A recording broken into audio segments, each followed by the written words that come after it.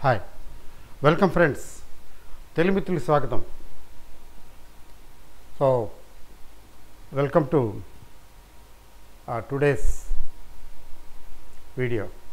ఏమిటి విశేషం అంటే సెటిల్మెంట్ ఎలా జరిగింది. నార్మల్గా సెటిల్మెంట్ బుల్ మార్కెట్లో సెటిల్మెంట్ ఎలా జరుగుతుందంటే స్టార్టింగ్ బుల్లిష్గా ఉంటుంది.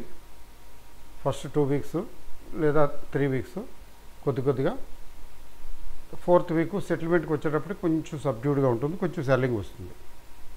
మళ్ళీ నెక్స్ట్ సెటిల్మెంట్ స్టార్టింగ్కి మళ్ళీ అందుకుంటుంది. అంటే ఏంటంటే కొంచెం ప్రాఫిట్స్ బుక్ చేసుకుంటారు అని. బట్ ఇది కరెక్ట్గా అలాగే జరుగుతుందని ఏం లేదు. బుల్ మార్కెట్లో ఉన్నాం మనం, 100% క్లియర్, ఎవరికి డౌట్ లేదు, ఉండక్కర్లేదు. But at the same time market ఈరోజు 200 పాయింట్లు పైగా పెరిగి క్లోజ్ అయింది. వై? అండ్ స్టాక్స్లో కూడా తీసుకుంటే there is an improvement, rise. Why? ఏం లేదు, అంటే మార్కెట్లు కంటిన్యూస్గా పెరుగుతూ వస్తున్నాయి కదా, అంచెలంచెలుగా, ఎక్కడ తగ్గటం లేదు. దీనివల్ల ఏమవుతున్నదంటే ఎవరైనా పెరిగినప్పుడల్లా షార్ట్ సెల్లింగ్ చేసిన వాళ్ళు అక్కడ బుక్ అయిపోతున్నారు. ఎందుకంటే దిగి రావటం లేదు, తగ్గటం లేదు, షార్ట్ కవరింగ్ చేసుకోవాల్సి వస్తున్నది. ఫోర్స్ టు కవర్ షార్ట్ కొనుక్కోవాల్సి వస్తుంది. హయ్యర్ లెవెల్లో ఇప్పుడు 25,400 దగ్గర, 25,600 దగ్గర షార్ట్ కొట్టారనుకోండి. అమ్మో 25,000 దాటిపోయింది, ఇంకేముందని.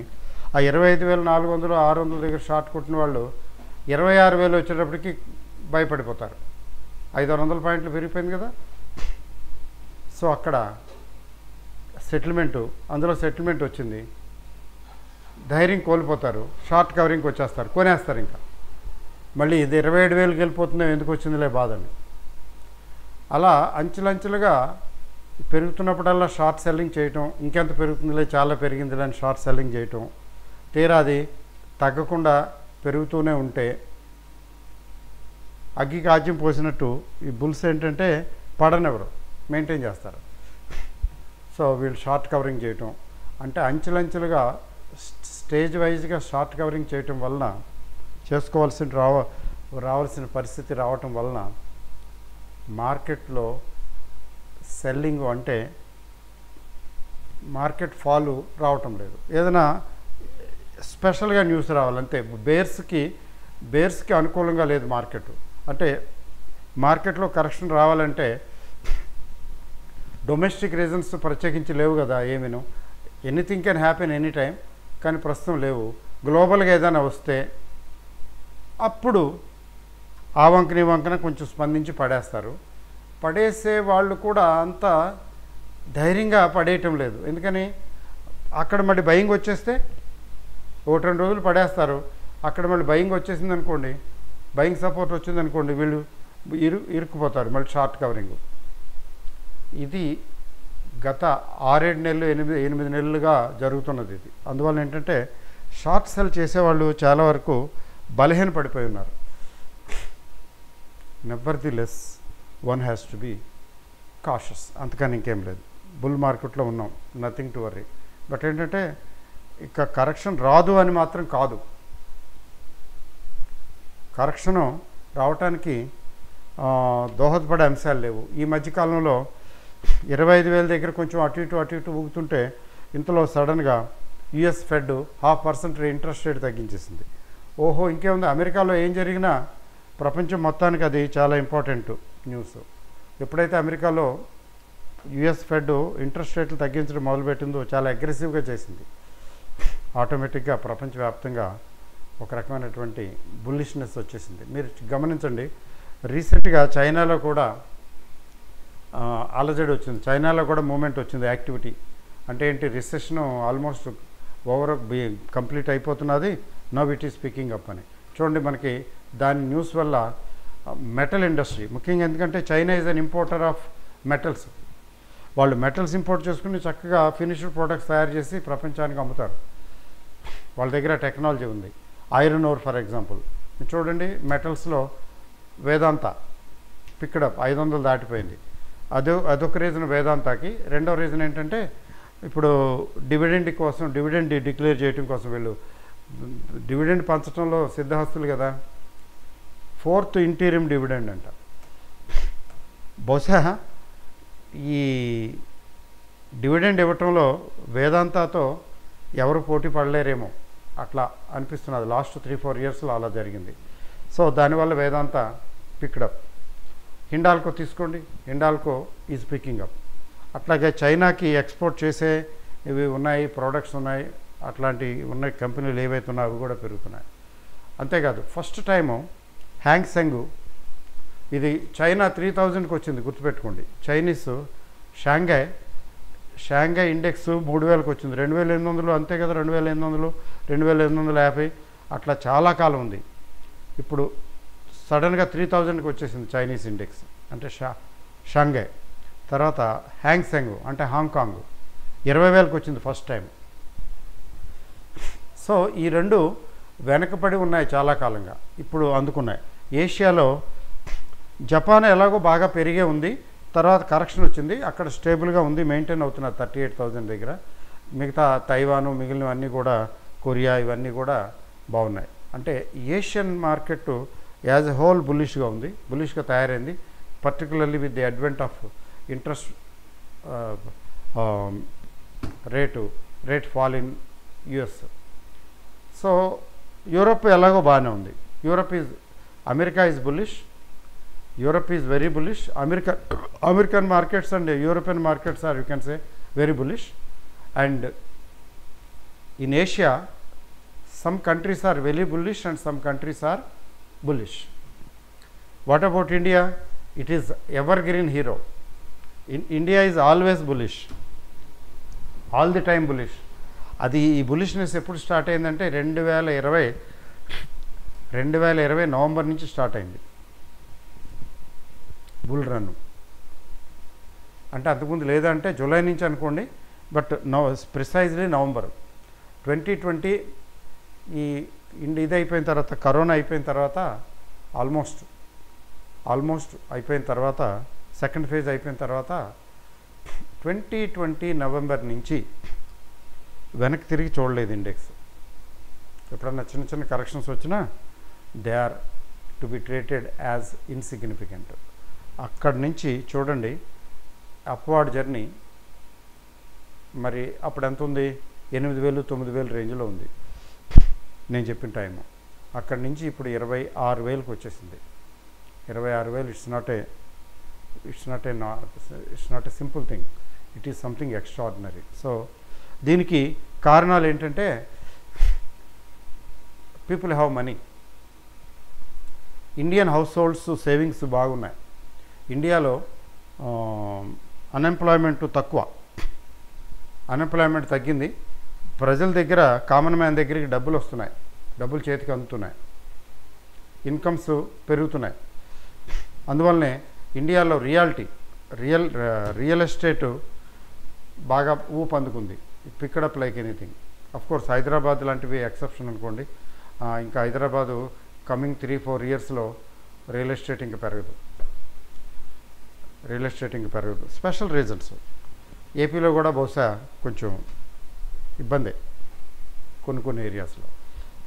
సో ఎక్సెప్షన్స్ తీసేస్తే రియల్ ఎస్టేట్ ఇండస్ట్రీ బాగా ఫ్లరిష్ అవడానికి, పెరగడానికి కారణం ఏంటి? Because people have money, investment.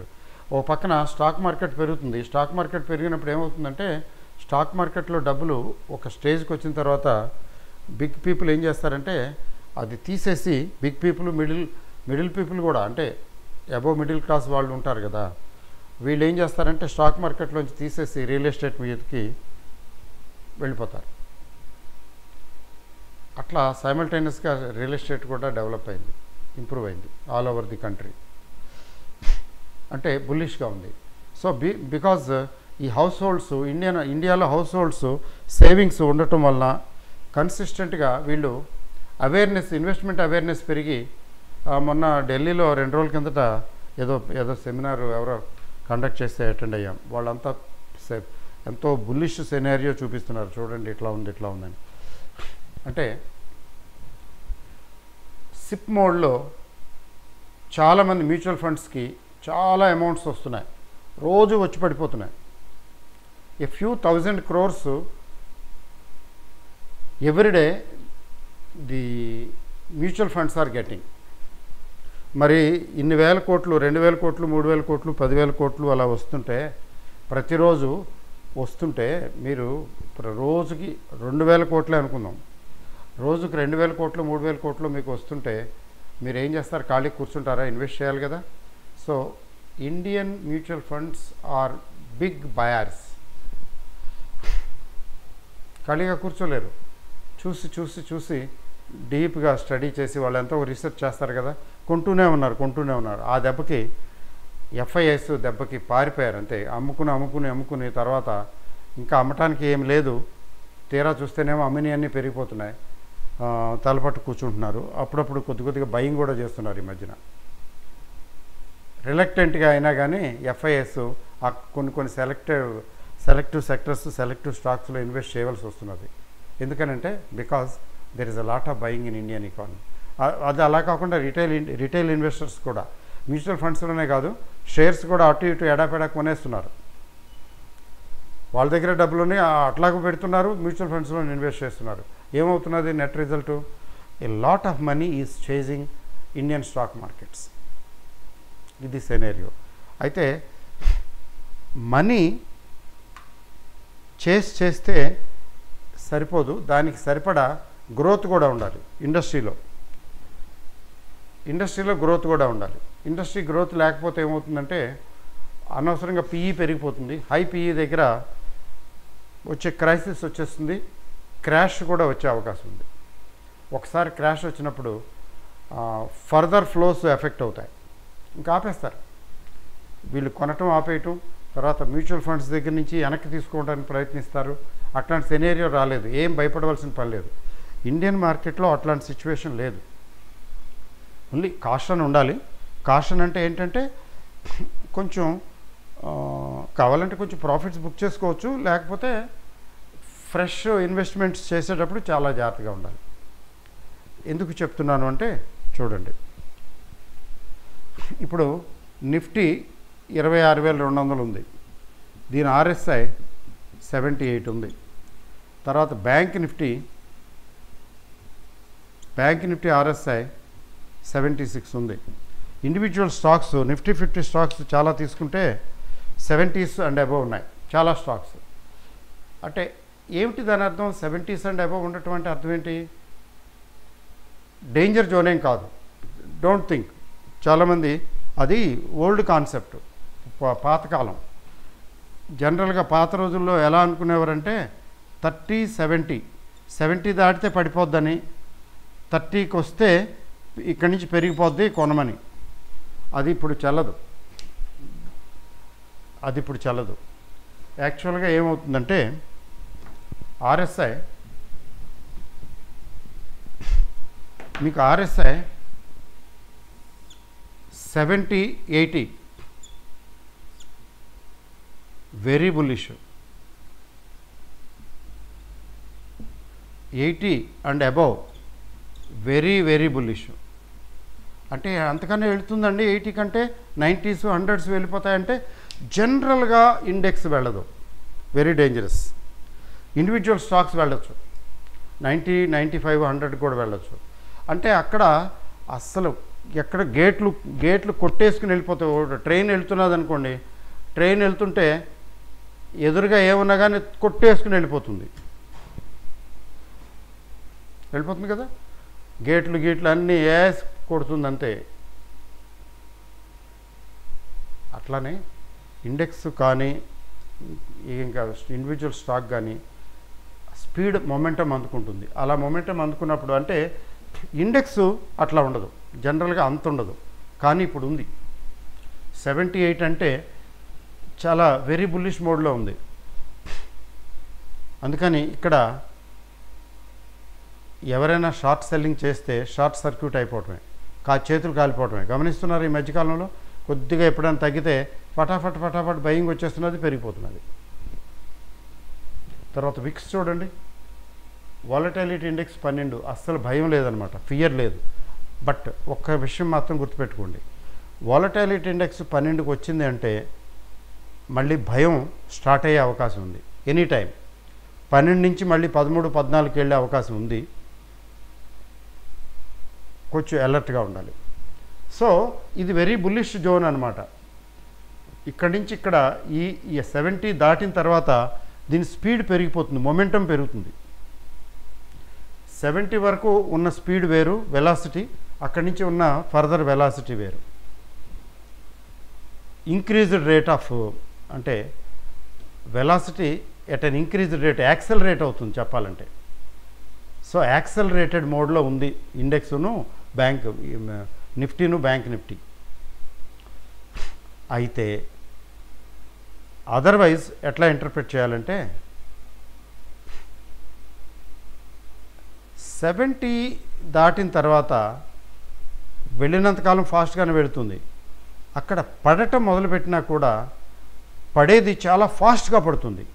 ఇక్కడ ఈ జోను ఎంత డేంజర్ అంటే పెరిగేటప్పుడు ఫాస్ట్గానే పెరుగుతుంటే ఫాస్ట్గా పెరుగుతుంది, తగ్గుతుంటే కూడా ఫాస్ట్గా తగ్గుతుంది. అంటే ఇక్కడి నుంచి ఇట్లా ఇట్లా ఇట్లా ఇట్లా వెళ్తుంది. తగ్గటం మొదలు పెడితే కూడా ఇలా తగ్గుతుంది.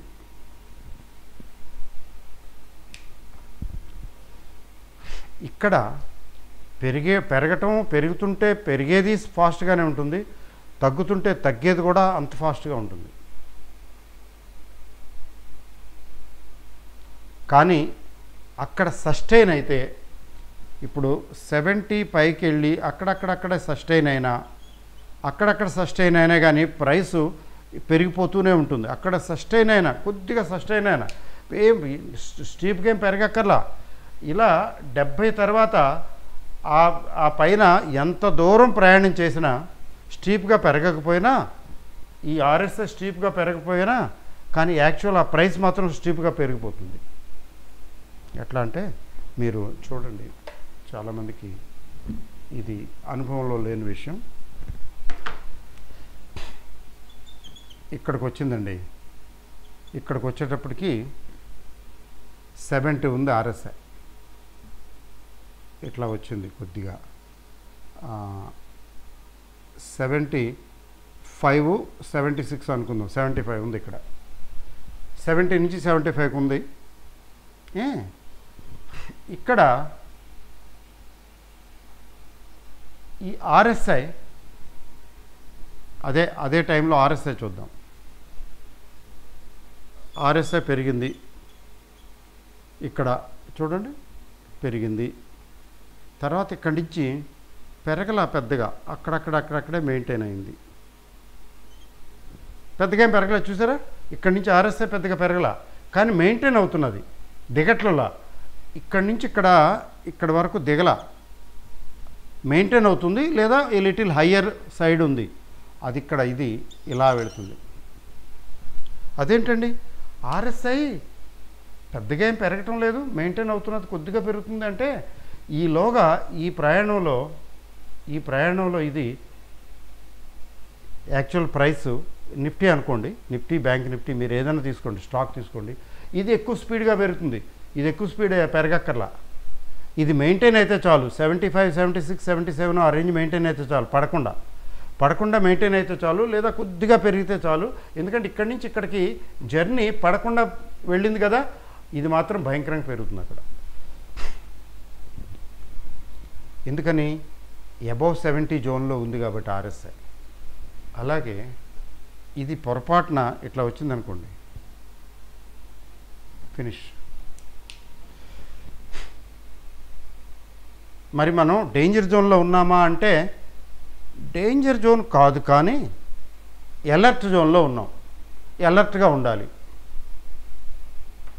కొంచెం అలర్ట్గా ఉండాలి. ఎందుకని? ఎప్పుడైనా కరెక్షను వచ్చినప్పుడు కొంచెం గట్టిగానే ఉంటుంది.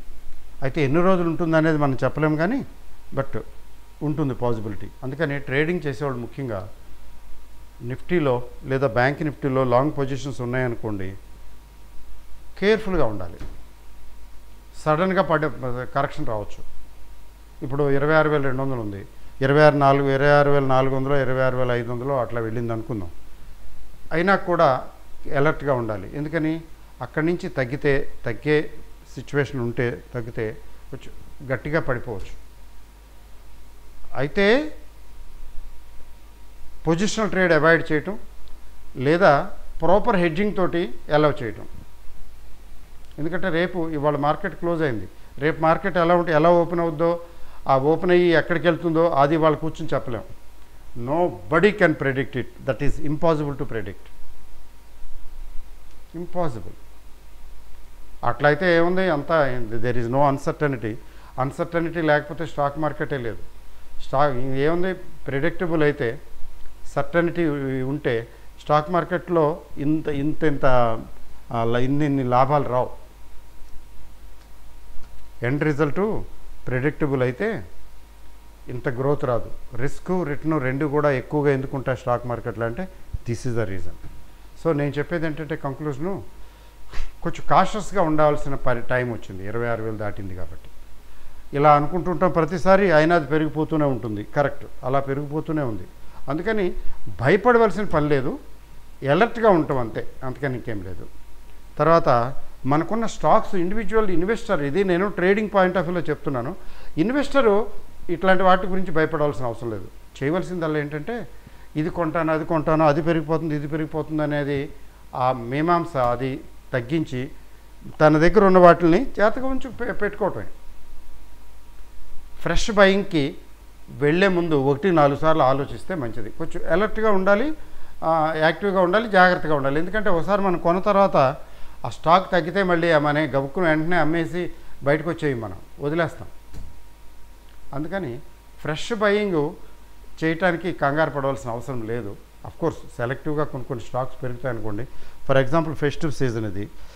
ఫెస్టివ్ సీజన్లో కొన్ని ఏరియాస్, ఇప్పుడు ఆటోమొబైల్ ఇండస్ట్రీ ఉంది. Yes, there is a possibility of buying. చూసారా ఆటో, మారుతి చూడండి, Maruti Suzuki is very bullish. To be for example, Maruti Suzuki is very bullish now. ఇంకా ఐషర్ మోటార్స్ అవి ఉన్నాయనుకోండి, M&M ఉంది, తర్వాత బజాజ్ ఆటో ఉంది. వై దీస్ ఆర్ బుల్లిష్ అంటే సీజనల్. ఇప్పటి నుంచి అంతా ఫెస్టివ్ సీజన్ కదండి. సో ఫెస్టివ్ సీజన్కి ఎఫెక్ట్ అయ్యేవి ఆటోమొబైల్ ఇండస్ట్రీ తీసుకోండి, హాస్పిటాలిటీ ఇండస్ట్రీ తీసుకోండి, అటువంటి వాటిలో కొంచెం మూమెంట్ రావచ్చు. ఏవియేషన్ అంటే ఒకటే ఉంది మొత్తం, అన్నిటిని పక్కన పెట్టేసింది కదా గ్లోబల్లో ఇది. ఇప్పుడంతా ఎయిర్కి సంబంధించి అయితే ఒక్క కంపెనీ నడుస్తున్నది, మిగిలిన అన్నింటినీ పక్కన పెట్టేసింది. Really hats off. వాళ్ళు ఏం చేస్తున్నారు, ఎలా చేస్తున్నారో తెలియదు. ఒక ఎయిర్లైన్స్ నడుస్తున్నది ఇండియాలో. సో ఈ ఫెస్టివ్ సీజన్ స్టార్ట్ అవుతున్నది కాబట్టి దసరా, దీపావళి చూసారా, దసరా, దీపావళి, నెక్స్ట్ మనకి సౌత్కి అయితేనేమో సంక్రాంతి ఒకటి ఉంది కదా, సంక్రాంతి తర్వాత హోలీ ఒకటి ఉంది ఇక్కడ నార్త్లో. ఇది ఒక సీజన్, ఒక 6 months 5 months 6 months సీజను. ఈ సీజన్లో కొంచెం ఫ్రెష్ బయింగ్ ఉంటుంది కదా, అది కొన్ని లగ్జరీ అంటే వైట్ గూడ్స్ సెక్టార్లో కూడా రావచ్చు. తర్వాత టూరిజం అటువంటి వాటిలో కొంచెం ఉండొచ్చు, ఎందుకంటే ట్రావెల్ కూడా ప్రిఫర్ చేస్తారు కదా. సో ఇట్లా తీసుకుంటే, సెలెక్టివ్గా తీసుకుంటే ఓకే, అదర్వైజ్ కేర్ఫుల్గా ఉండాలి. ఇంకొక రీజన్ ఏంటంటే కేర్ఫుల్గా ఉండటానికి, మిడ్ క్యాప్ స్మాల్ క్యాప్ పెరగటం లేదు ఈ మధ్యన, కొద్దిగా స్తబ్దత ఉంది. అంటే స్టడీగా ఉన్నాయి, పడిపోవటం లేదు కానీ పెరగటం లేదు. ఎందుకని? They are wait and watch మోడ్లో ఉన్నాయి. కాబట్టి మనం వెయిట్ చేయటం మంచిది. అలా అని చెప్పి తెగనమ్మేసుకోమని కాదు, తెగనమ్మేసుకోవాల్సినంత పరిస్థితి ఏం లేదు ఇండియన్ ఎకానమీకి. But at the same time fresh buying విషయంలో జాగ్రత్తగా ఉండాలి. ఎందుకని? మిడ్ క్యాప్ స్మాల్ క్యాప్లో కదా మనం ఇన్వెస్ట్ చేస్తాము. మరి మిడ్ క్యాప్ స్మాల్ క్యాప్ పెరగటం లేదు, ముఖ్యంగా large cap particularly Nifty 50 stocks పెరుగుతున్నాయి. నిఫ్టీ 50 స్టాక్స్ పెరగటం అంటే దాని అర్థం ఏంటంటే, వీళ్ళు ఆపరేటర్స్ కానీ ఎవరైనా తీసుకోండి, ఎక్కువ లార్జ్ క్యాప్లో ఇన్వెస్ట్ చేస్తున్నారు కానీ ఫ్రెష్ బయింగ్కి వెళ్ళటం లేదు పెద్దగా, ఏది స్మాల్ క్యాప్ మిడ్ క్యాప్లో అని అర్థం. అందుకని మనం కూడా అలర్ట్గా ఉండాలి, అంతేగాని తెగ నమ్ముకుని కంగారు పడి బయటికి రావాల్సిన అవసరం లేదు. కోర్స్ ఒకటి ఉంది, ఏంటి, మీరు మీ దగ్గర ఉన్న డబ్బులన్నీ స్టాక్ మార్కెట్లో పెట్టేసి ఇంకా అదే 5 times ఇది 10 times అని లెక్కలేసుకుని కూర్చున్నారు అనుకోండి, ఓకే, ఏముంది, విశేషమే లేదు, పెరుగుతాయి. బట్ మీకు డబ్బులు అవసరమయ్యి గబుక్కుని ఏదమ్మను అదమ్మను ఇదమ్మను, అయ్యో పడిపోయింది, మొన్నటి వరకు రేటు బాగుంది, ఎవరో చెప్తున్నారు, అయ్యో బ్యాంక్ ఆఫ్ మహారాష్ట్ర నేను 80 దాకా వెళ్ళింది, 75, 80 దాకా వెళ్ళింది, అప్పుడు అమ్మాల్సింది, చాలా ఎక్కువ అమౌంట్ పెట్టాను, ఇప్పుడేమో అది రావటం లేదు ఆ ప్రైసు, అమ్మేస్తుంటే పోయేది. అట్లాంటి సిచ్యువేషన్స్ రాకూడదు. అందుకని ఏం చేయాలి, మీ పోర్ట్ఫోలియోలో అలాంటి కంటింజెన్సీస్ మీట్ అవ్వటానికి కొంత పర్సంటేజ్ కొంత తీసుకుని ప్రాఫిట్ బుక్ చేసుకుని డబ్బులు దగ్గర పెట్టుకోండి. అది మార్కెట్లు బాగున్నప్పుడు అమ్ముకోవటం వేరు, మనకి డబ్బులు అవసరమయ్యి అమ్ముకోవటం వేరు. డబ్బులు అవసరమయ్యి అమ్ముకోవాల్సిన పరిస్థితి అయితే అక్కడ ఏ రేటు దొరికితే ఆ రేటుకి అమ్మాల్సి వస్తుంది. ఒకసారి తెగనమ్మి బయటికి డబ్బులు క్యాష్ రియలైజ్ చేయాల్సిన పరిస్థితి వస్తుంది. లక్కీగా ఈ మధ్యకాలంలో లాస్ట్ 3-4 yearsలో అలాంటి పరిస్థితి రాలేదనుకోండి, చెప్తున్నాను. సో ఇది విషయం. So markets are good, but at the same time caution it advised, be careful. Okay అండి. So thank you very much, and we're entering new fresh settlement day tomorrow. October settlement రేపు start అవుతుంది. ఎట్లా ఉంటుందో చూద్దాం. జనరల్గా బుల్లిష్గానే ఉండాలి, కొన్ని బుల్లిష్గా కొన్ని బేరిష్గా ఉండే అవకాశం ఉంది, మిక్స్డ్.